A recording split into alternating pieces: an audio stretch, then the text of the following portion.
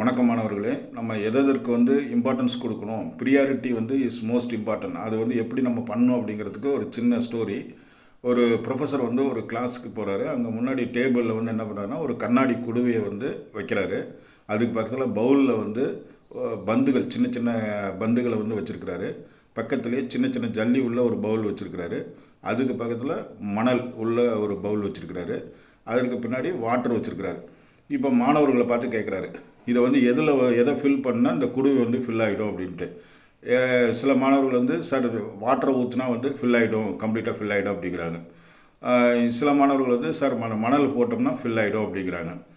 சில மாணவர்கள் என்ன சொல்கிறாங்கன்னா, பால் போட்டால் ஃபில் ஆகிடும் அப்படிங்கிறாங்க. சில மாணவர்கள் ஜல்லி போட்டால் ஃபில் ஆகிடுங்கிறாங்க. அப்போ தான் ப்ரொஃபஸர் உடனே என்ன பண்ணுறாரு அப்படின்னா, வெயிட் பண்ணுங்கன்னு சொல்லிவிட்டு ஃபஸ்ட்டு எடுத்தோடனே அந்த பால் உள்ளே போடுறாரு.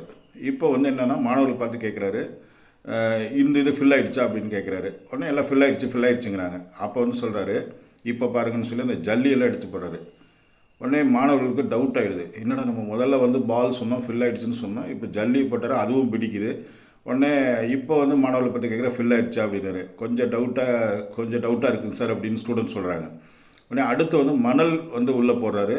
அப்போயே ஃபில் ஆகிடுச்சான்னு கேட்குறாரு. இப்போயும் மாணவர்கள் கொஞ்சம் டவுட்டாக, சார் ஃபில் ஆன மாதிரி தெரியலீங்களே சார் அப்படிங்கிறாங்க.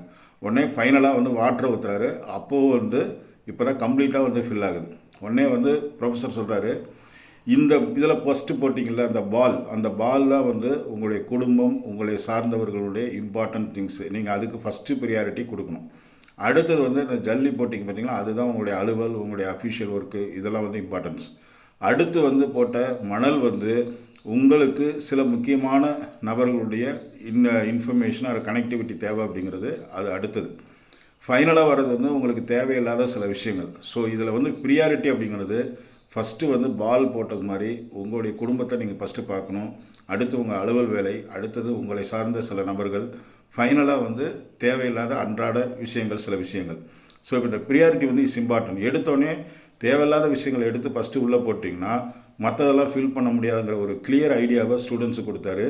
இதிலேருந்து நம்ம அண்டர்ஸ்டாண்ட் பண்ணிக்கிறது என்ன அப்படின்னா, priority is most important for all our life. Thank you.